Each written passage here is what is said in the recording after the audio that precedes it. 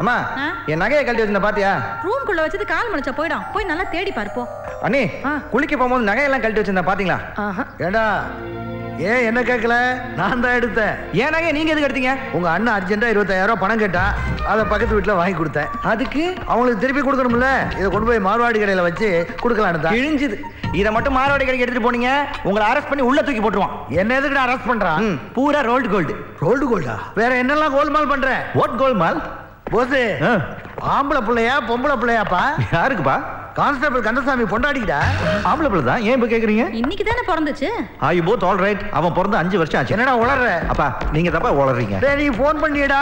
நான் இப்ப ஃபோன் பண்ணேன். நானும் கேசவங்கிற கான்ஸ்டபிள்ட்ட 25,000 பணத்தை கொடுத்து அனுப்பிச்சிட்டேன். அப்பா கேஸ் வந்து எங்க டிபார்ட்மெண்ட்லயே யாரும் கேட.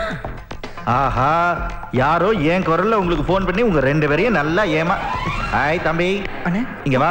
எங்க நைஸா நழுவுற? உன் மொழியே சரியில்லை. மரியாதையா உண்மை